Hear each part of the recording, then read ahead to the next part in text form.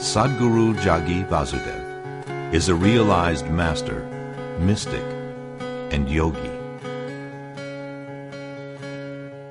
He has shown the way for people to attain to their natural joy and to live life with experience from one's own inner nature. His presence is filled with grace and compassion.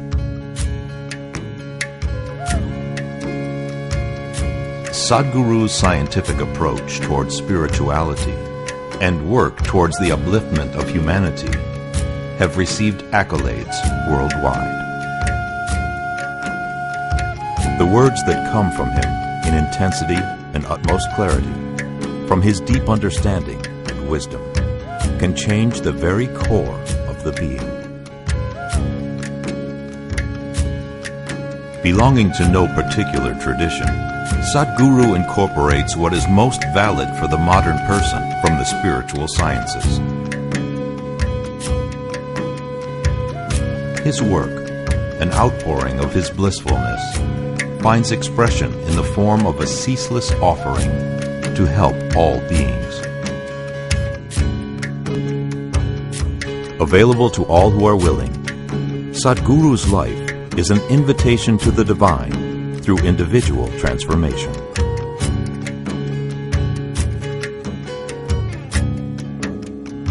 Welcome to the silent revolution of self-realization.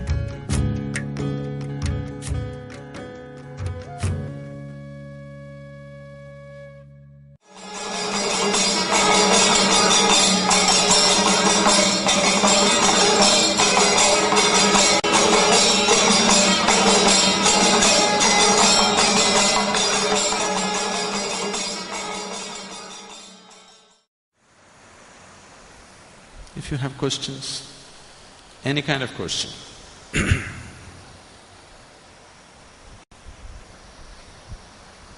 Pranams, Sadhguru. I get up at 6 a.m. I'm sorry? I get up at 6 a.m. Hurry-burry cooking. Get the children ready. Start by 8:30 a.m. to the office. Back from the office by 6:30.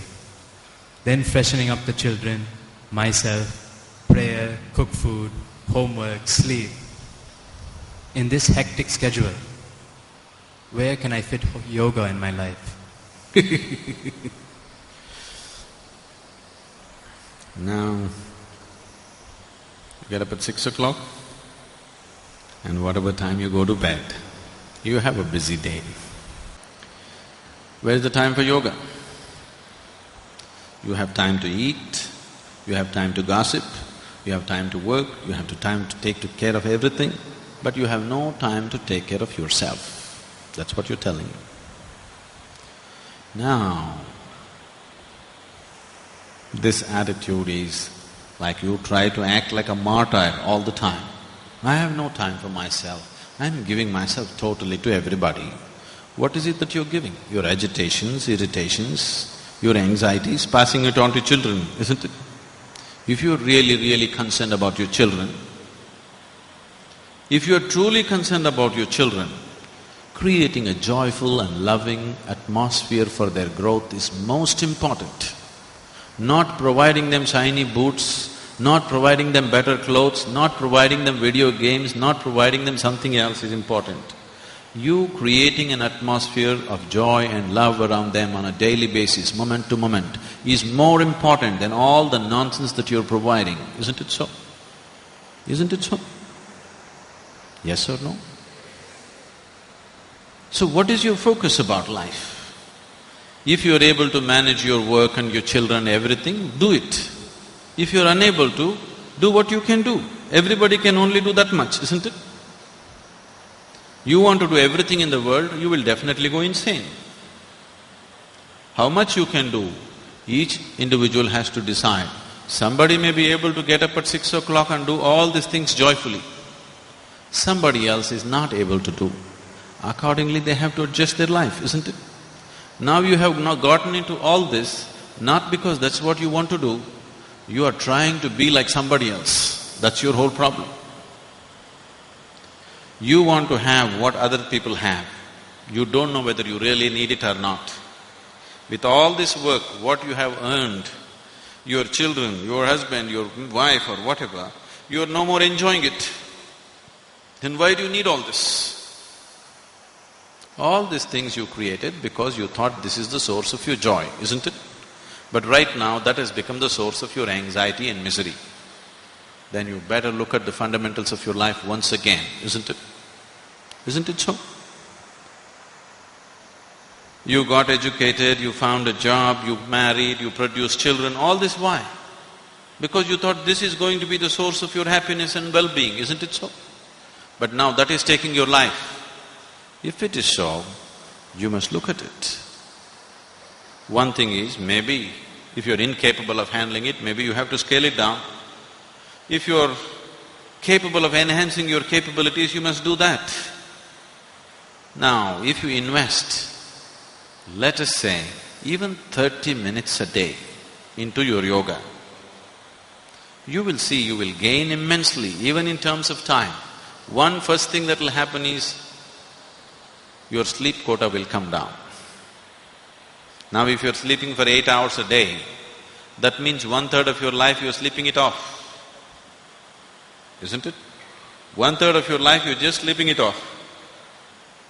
If your body and your mind is more energized and active, your sleep quota will naturally come down. So if you gain 3-4 hours a day, just in terms of wakefulness, that's a huge thing, isn't it? Apart from that, if your body and mind was more organized, you would see. What I have found with people is, with simple process of yoga, within 6 to 8 weeks, lot of them, their level of performance becomes such. What they were doing in 8 hours, they're very easily able to do it in 3 to 4 hours. Simply because if you observe yourself through the day, suppose we take a video of your whole day without you being aware of it, you will notice how much unnecessary movement and unnecessary words and unnecessary activities are happening in your life. You must do it one day. Please hire a video cameraman and ask him to shoot you without you knowing about it. You will see how many unnecessary things you're doing in a day. If your mind became more organized, these unnecessary words, these unnecessary actions, these unnecessary things will disappear. Once they go away, you have lot of time, you have 24 hours to live, you know. Now, we don't have to make this into 26 hours, 24 hours are enough. We can do a lot in 24 hours. If we are organized and focused human beings, we can do plenty in 24 hours' time. If you're disorganized and unfocused, you think there is no time. Most of you are not busy, you're just preoccupied, aren't you? Isn't it so? Isn't it so? Just too much preoccupation in the mind. So, whoever the lady, please invest this half an hour a day. Get up at 5:30, okay? And you will see, suddenly the quality of your life will be very different. Don't go on with this argument, I have no time. Make time and see, it'll make a huge difference. Guruji, a person is miserable because of some disability from his birth itself, or he is miserable due to some disease which has happened not because of his doings. According to you, such miserable people should leave the society for others live in happy. How it is possible? How to deal with such miserable people by the society? Now, nobody is miserable because of a disability. Suppose you had only one hand. One hand less, wouldn't you make you miserable? It is just that everybody else has 2 hands, you have only one, that makes you miserable. One hand less, does it cause misery? Does it cause misery? I'll come to you, I know what you're saying. One hand less, or one eye less wouldn't cause misery. What causes misery is everybody else has two, I have only one. That causes misery, isn't it? So, a disease or a disability fundamentally does not cause misery. It creates a certain physical situation. Misery is caused by you, only by you, nobody else but you. Misery is always self-created. Situations are happening. Some situations the way you like it, some situations the way you don't like it, some situations the way you can handle it, some situations the way you cannot handle it. This is how life is happening. But misery is caused by you, isn't it so? A mentally retarded person never suffers. It is other people's attitude towards him which makes him suffer.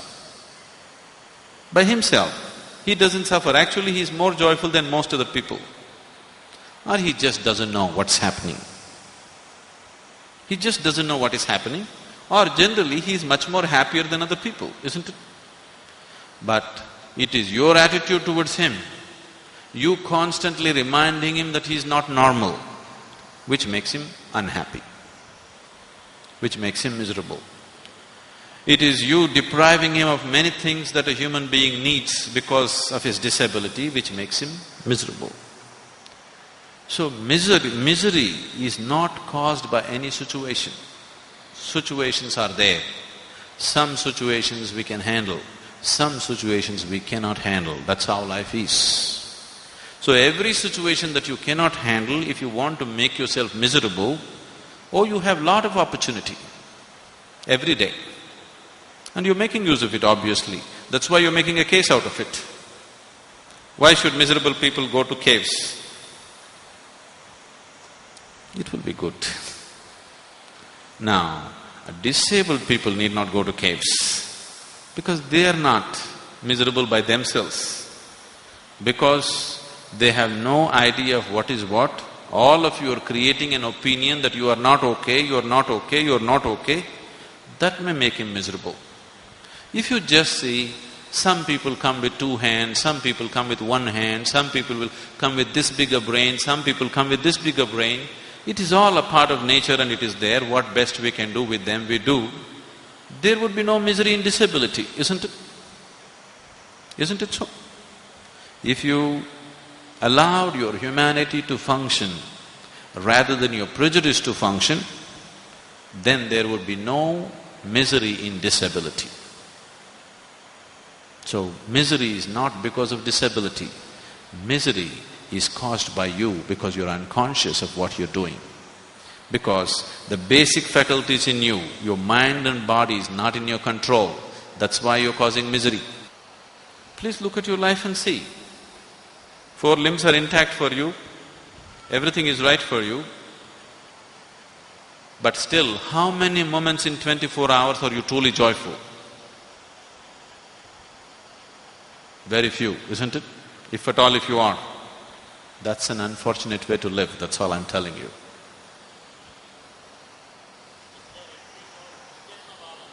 What?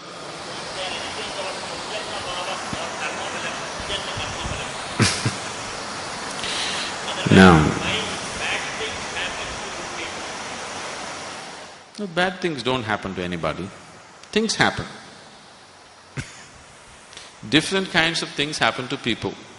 When you don't like it, you think it's bad.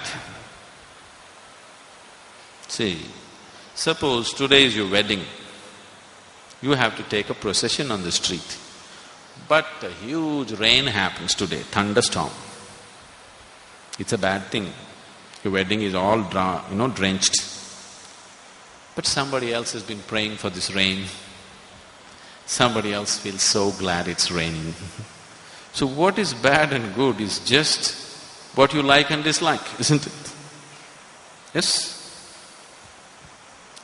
So, let us not think of life in terms of good and bad, because you are all people who believe in God, isn't it? You believe in God, and when you believe that everything is created by Him, why are you going about judging what is good and bad? Maybe it's all needed for you. Otherwise, your belief is all a fake belief, isn't it? If you believe in God, everything that He is doing must be perfect, isn't it so? Yes or no? Or if His judgment is not good, we must fire Him. Isn't it so? If He doesn't know what He is doing, we must relieve Him of His job. If He knows what He is doing, we should not complain. Is that so? Somewhere we have gotten ourselves into a situation that there is no way out. We have made investments in our deception so deep that there is really no way out. Please see, right now, there is no way out of this. Now, if God knows what He is doing, whatever He does to you, you must be happier and happier, isn't it? Today if He tells you enough of life, come back, you must be very happy because after all you are going to your Creator.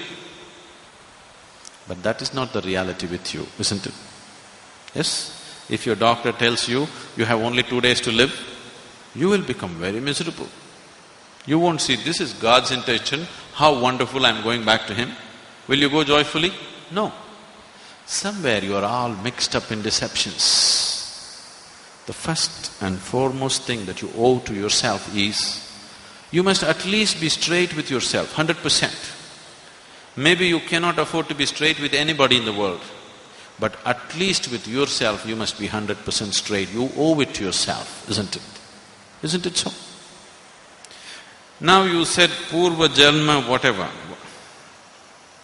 past life, karmas and vasanas and whatever. From where did you assume that there is another life? Somebody told you, isn't it? Why do you believe what somebody tells you? How do you know this man knows? You do not know, isn't it? Now if I talk about past lives, it may be a reality for me. It may be 100% truth for me. But as far as you are concerned, it is just a fairy tale, isn't it so? Yes or no? If I tell you a fairy tale, you have only two options, either to believe me or disbelieve me. If you believe me, it will not get you anywhere. If you disbelieve me, it will still not get you anywhere. Only thing is, if you believe me, you have an interesting story to tell someone. If you disbelieve, your life is barren. That's all the difference between believers and disbelievers. Disbelievers' life is little barren because they have no fairy tales. Believers have wonderful stories to tell. Isn't it so? You don't like it, I know, but is it so or no? Now, there are some people, see, believing something. Why has it arisen within you? Let's look at this. Believing things which are not yet a reality in your life means somewhere you are lying to yourself, isn't it? Does it mean to say I must disbelieve? Disbelieving is also lying to yourself. Somebody believes in this, somebody disbelieves in this. Both of them are believing something, isn't it so? Yes? One person believes it is true, another person believes it is false. Both of them are believing something that they do not know. Once it happened like this. Gautama, the Buddha, you heard of Gautama? Yes. Gautama, one day early morning, was sitting in a large congregation of his disciples. One man came, early morning. The sun is yet to rise, it is still dark. This man came, stood in the shadows out there. This man is a great devotee of Rama. He is a Ram Bhakta. All his life, he did only Ram, Ram, Ram, Ram. Nothing else but Ram. His clothes are all printed Ram, Ram, you know, people. He did only Ram, nothing else but Ram. Age is passing away. Little doubt has come. Suppose there is no God, my whole life will go waste. He knows there is God because he just did not go to the temple, he built many temples. But suppose there is no God, the whole life will go waste saying Ram, Ram, Ram. How many of you believe in God? How many of you believe no God? 1, 2, only 2, 3. I thought there would be at least 100 hands. Now, this Ram Bhakta definitely knows there is God, but he just has a little doubt. Suppose there is no God, my whole life will go waste. You know these 4 people who don't believe in God? For them also the sun rises in the morning, from them also flowers bloom, for them also butterflies are beautiful, for them also everything happens. They seem to be even having a better time than me. So suppose there is no God, my whole life will go waste just saying Ram, Ram, Ram, Ram. Now there is an enlightened being here, he wants to confirm. But being a great bhakta, how to ask this question? So early morning he has come, when it is still dark, he came and stood there in the corner and asked this inevitable question, is there God? Gautama looked at the man and gave a clear, emphatic no. The disciples, big relief.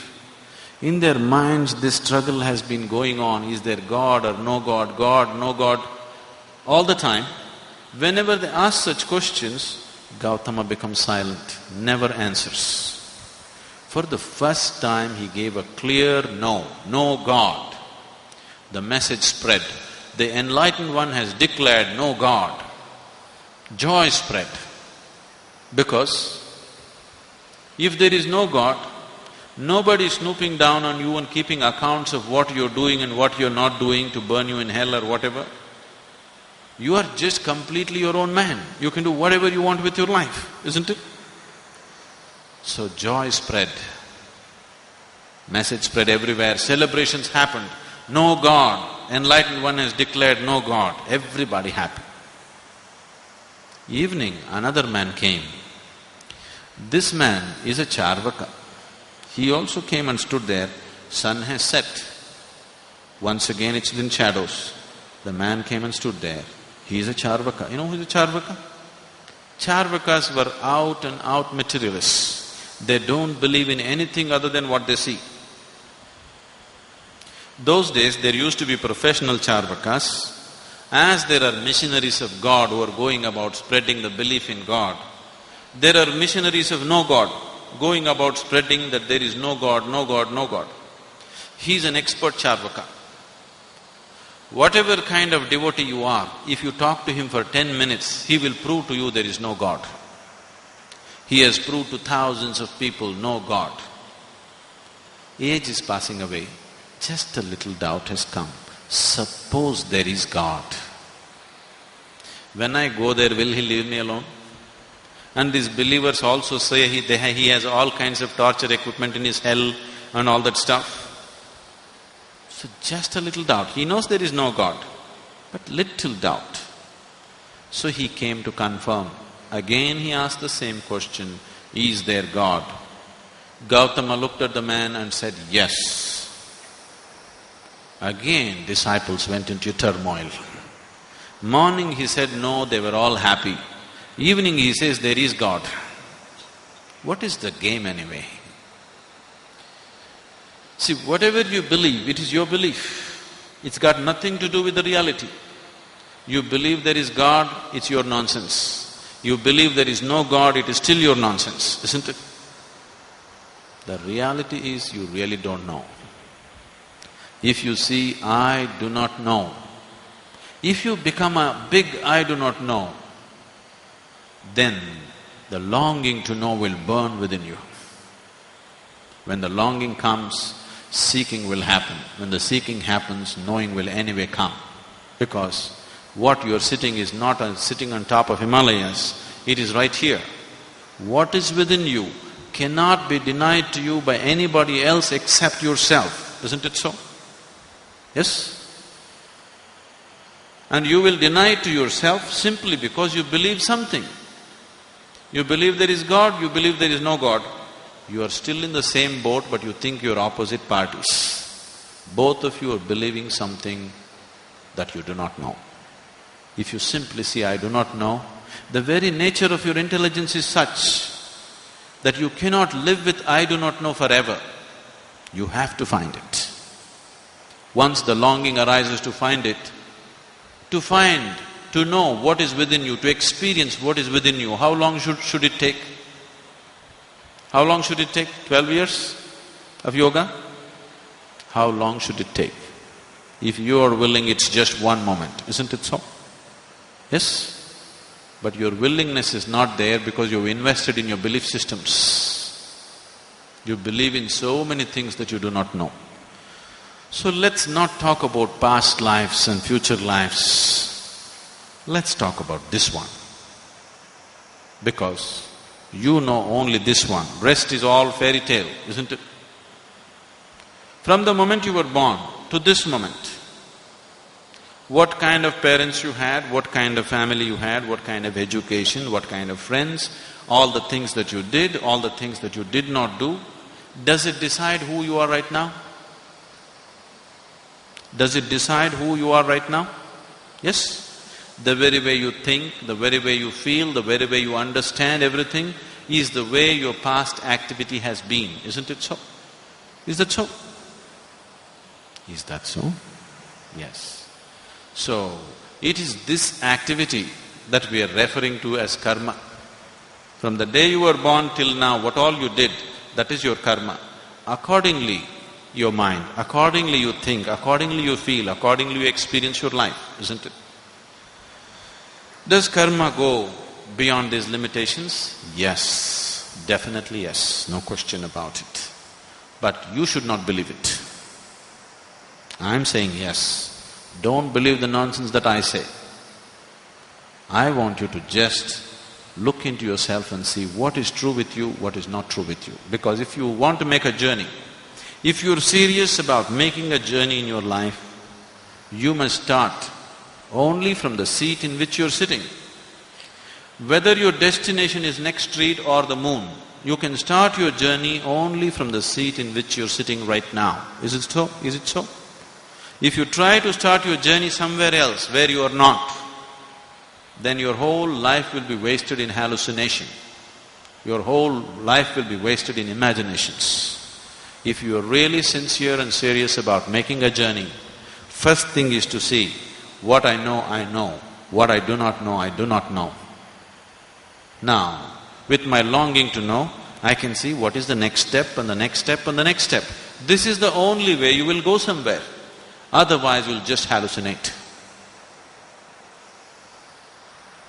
Dear Sadhguru, it is well known that desire is the cause of all sorrows and tension. But being a wife and a mother, being a wife and a mother, I can't get rid of these desires. I seek your valuable advice in this regard. Thank you. Now,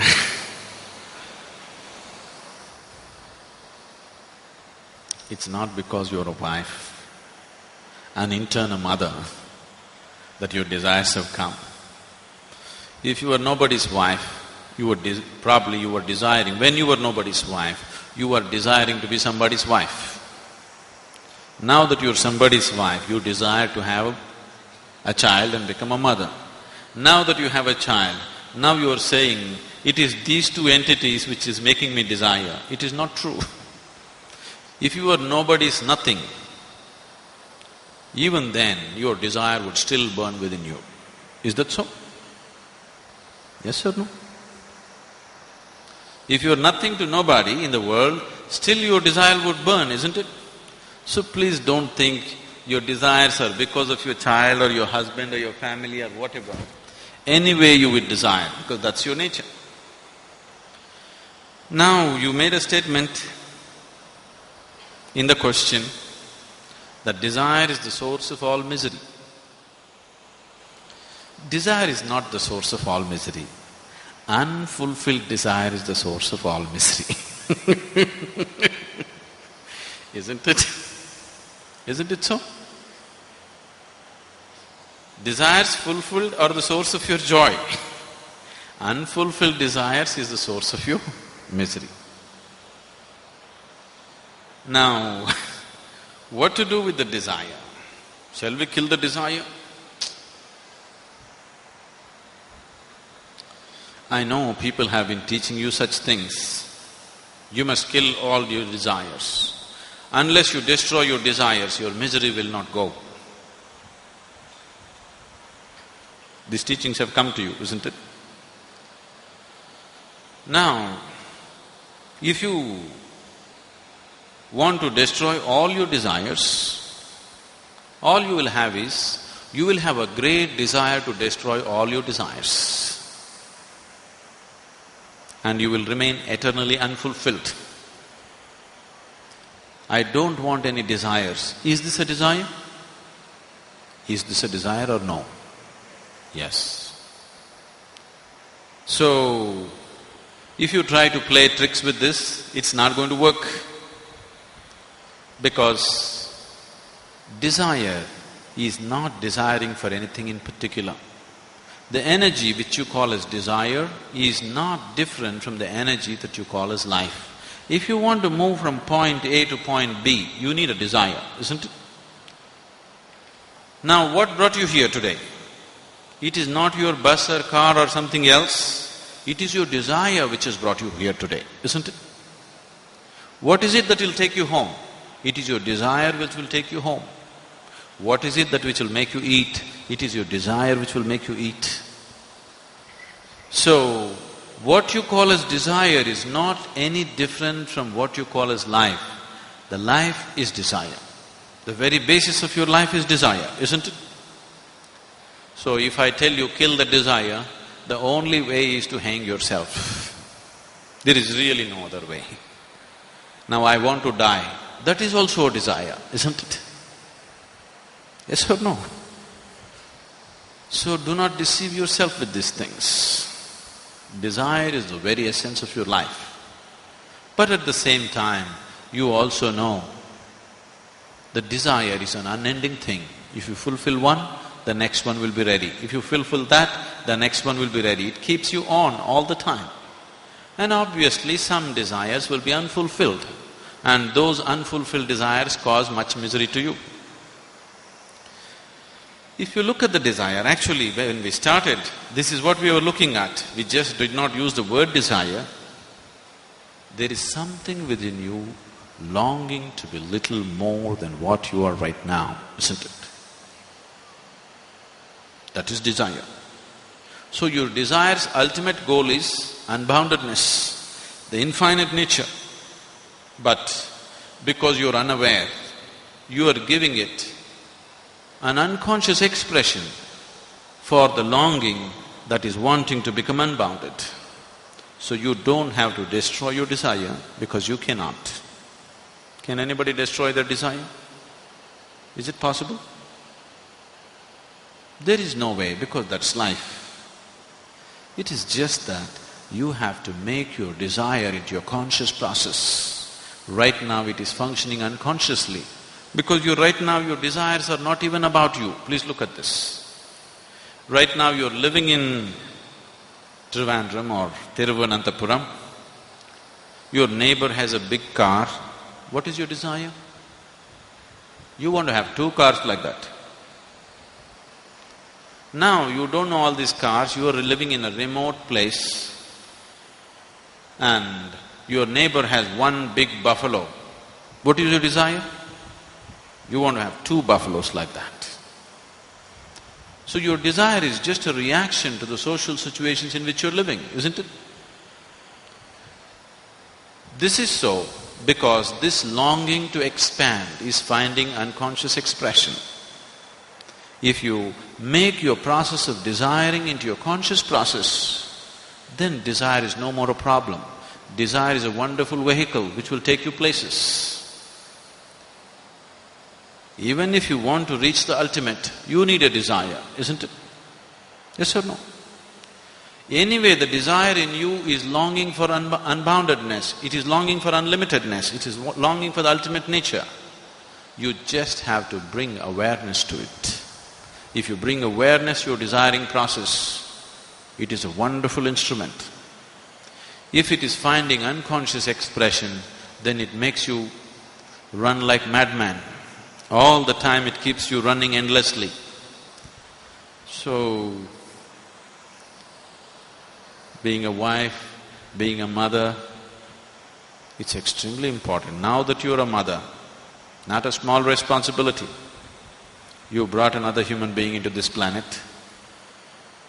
Now, what kind of human being you produce is a very huge responsibility, isn't it? It is not just about reproduction. What kind of next generation you create is in your hands as a mother, isn't it? Yes? What kind of people are going to live on this planet in the next generation is decided by the mothers of today, isn't it? When such a responsibility you have, you cannot afford to live unconsciously. You must become conscious. Especially the woman must become conscious. It's very, very important. Sadhguru, in these current times, we have witnessed the proliferation of a number of spiritual gurus. As a seeker on this path, how do I recognize my guru? If you happen to set your eyes on one, just one in your life, you are very fortunate. Where did you get to see number of them? I don't know. It is just that anybody who reads 2 chapters of Bhagavad Gita can become a guru. Anybody who knows 1 chapter of Bible can become a guru. Anybody who's read half a book can become a guru. If you're talking about that, that's different. Or anybody who just willing to give you a great hope that I will take care of everything in the world, unfortunately passes off as a guru. We've had too many people like this on the planet, and especially in our country, who have been promising us, don't worry, I am here, everything will be all right. Isn't it so? For all the ages they have been saying it, isn't it? But people have been struggling with their daily life as usual. So many people have been blessing you and blessing you and blessing you, and still in this country half the people don't have food in their stomach. Still, we don't even know how to live as basic human beings. Isn't it so?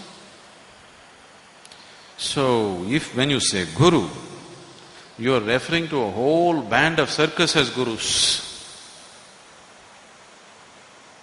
All kinds of people who offer solace. People who offer solace, at the most you can call them as saints. They have a certain pleasantness about them. They are pleasant human beings. They are much more pleasant than ordinary human beings on the street, and they have good intentions. Good intentions and pleasant nature does not make you a guru. Maybe we can call this person a holy person, a saintly person, something like this. A guru need not necessarily be pleasant. See, I am not. Need not necessarily be pleasant because it is not his intention to be sweet to you. His intention is to awaken you, not to put you to sleep. If I am very sweet to you, you'll feel happy and fall asleep. A guru is somebody who disturbs the fundamental aspects in you. All kinds of conclusions that you have drawn, he disturbs everything in you. He doesn't allow you to sleep. He is not a solace peddler. He's somebody who is there to assist you towards your liberation. Now, solace is once again an effort to survive in the planet, isn't it? Yes? Psychological solace is just your psychological survival here, isn't it? If survival is all you're seeking, you should not look for a guru. You should look for solace-peddling people. You look for a guru only when you're willing to awaken yourself, when you're willing to transform yourself, when you're willing to drop your limitations and go into other dimensions of life. If such longing has not come yet, do not bother about gurus.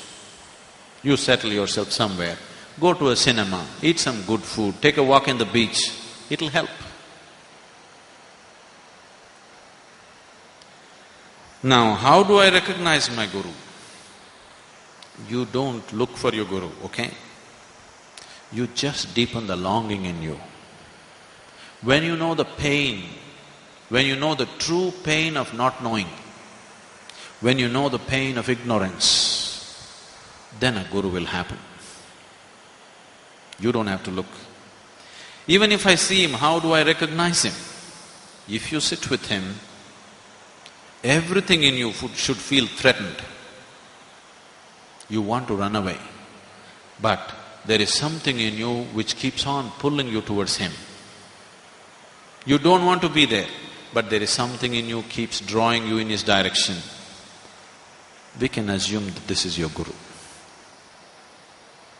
If you don't feel threatened by him, if you feel very comfortable with him, then he is not your guru, maybe he is your friend. Maybe he is a good man, maybe you should seek his blessings, but he is not your guru. Because if you choose, you will choose what you like, isn't it? Yes? If you choose, what will you choose? You will choose what you like. What is it that you always like? That which supports your ego, you like. That which punctures your ego, you don't like. Anybody who supports your ego is your friend, isn't it so? Anybody who tampers with your ego is your enemy, isn't it so? So, if your guru also is one more who supports your ego, this is a no good guru.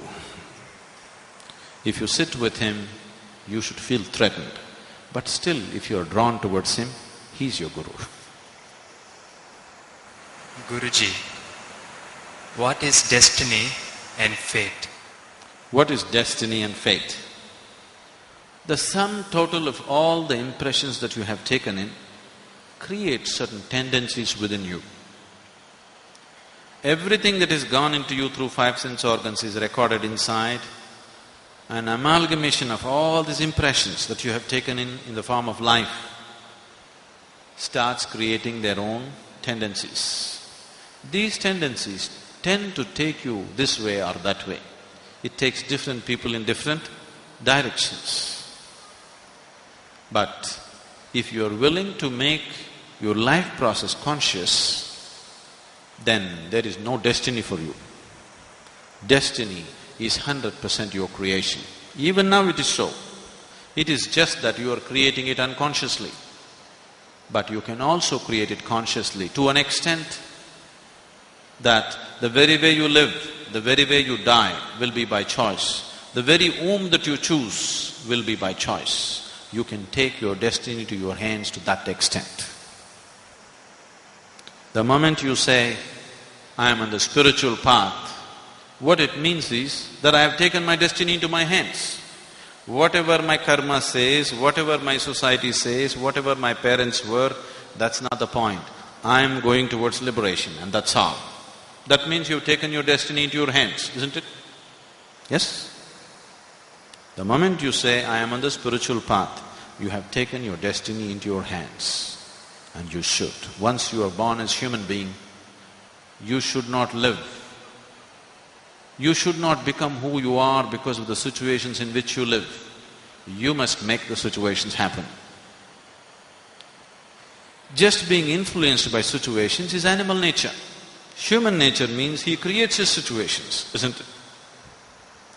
So, if you're allowing your life to happen to you helplessly, you are ruled by destinies. Destinies are just an accumulated impressions within you which are creating certain direction to your life. But if you become conscious, you can create a conscious direction to your life. Dear Guruji, can you tell something about the Dhyanlingam temple? Dhyanalinga. You heard about Dhyanalinga? No? Not at all? First of all, what is a linga? The word linga literally means the form. Why we are saying the form is, when this existence… Today, you know, modern science is telling you the whole existence is just energy. Yes, the same energy. You know this?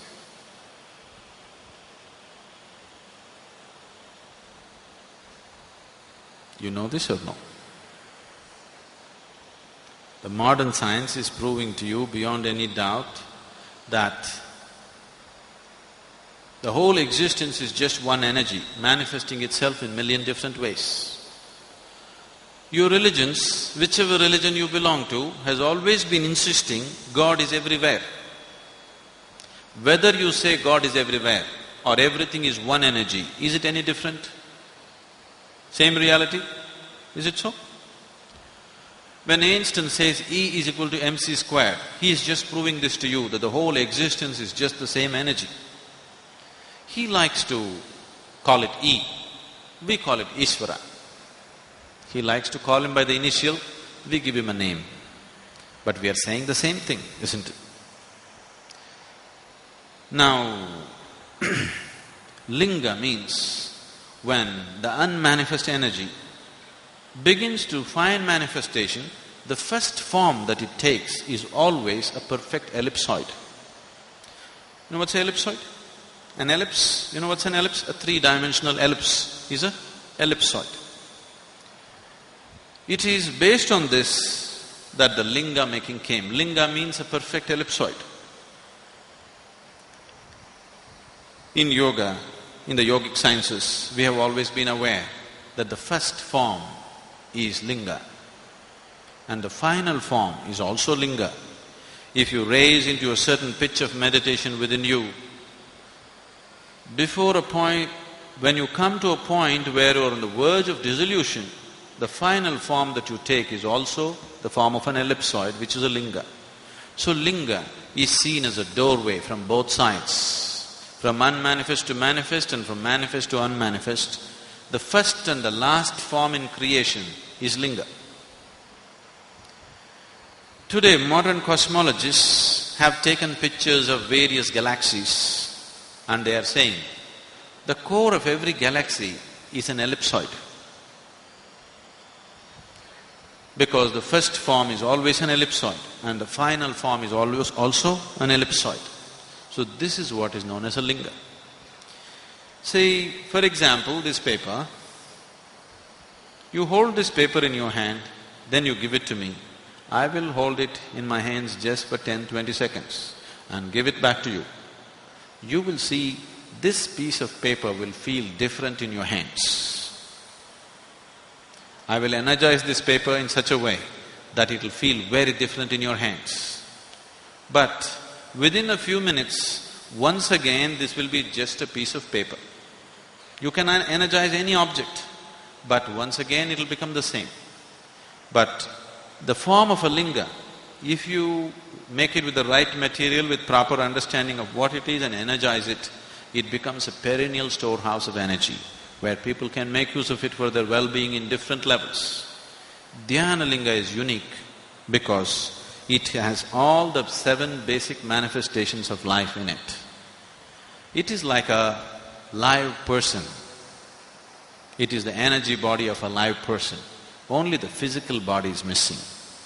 Dhyanlinga temple is in 100% silence. There are no rituals, there are no pujas. You just sit there quietly. No belief system. If you simply sit there quietly, even if you do not know what is meditation, Without a single instruction, you will become meditative. It is a very powerful space, it will shake you from the root of your spine. It is very powerful space. Even architecturally, it's quite a unique place in many ways. People from all religious groups, from various parts of the world come here because it's purely meditative space. It is like whoever you are, whatever you are, you can take in a seed of spiritual process into you without an instruction, just being in the space of the linga. There is a whole science as to how to create this. This was a science that was well understood and practiced in this culture, but it got disturbed when the bhakti movement swept the country. When bhaktas, earlier temples were built as a science, as a place that you can go, sit and make use of. If you do not know this, Indian temples have never been a place of prayer. Nobody leads the prayer. You are supposed to sit there for some time. Have they told you this traditionally? You go to the temple, you're required to sit there for some time. Is it so? Have they told you? No? They have told you. Because if you create certain parameters, the size and shape of the idol, the mudra that the idol holds, the mantras that you use for it, the size and shape of the sanctum, sanctorium, the size and shape of the parikrama, all these things, if they are properly matched and created, it becomes a powerful field of energy. Morning, first thing in the morning, you have a bath, you go sit in the temple, then go out into the world. It is like a public battery charging place. And the traditions also say that once you are on a spiritual path, you need not go to the temple every day. Are you aware of this? A householder should go to the temple every day. A person on the spiritual path need not go to the temple every day because now he's got his own self-charging methods. If you don't have self-charging methods, there was a public charging place for you to charge yourself. But when the bhakta started building the temple, a devotee does not care for science. A devotee grows with just the strength of his emotion. His emotion is everything for him. When such people started building temples, they just started building it whichever way they like. Because a devotee is like a lover. He just wants to do whatever he feels like to his God. So they started building temples whichever way they like. Anybody who had a piece of stone and a chisel, they started making lingams. So they became too many. Otherwise, this is a very deep science of creating human well-being in a completely different dimension. Now that you asked this question, I would like to take this opportunity that if you have already not been there, you must visit this place. We are at the foothills of Velangiri Mountains, about 30 kilometers from Coimbatore. It's a place that you must experience in your life. You are my perfect mirror, you show me what I'm not. In the endless pit of what once was me, layer and layer you peel off me. The pain it is, but the joy it brings. So thank you for showing me what I'm not, for showing me what I could be.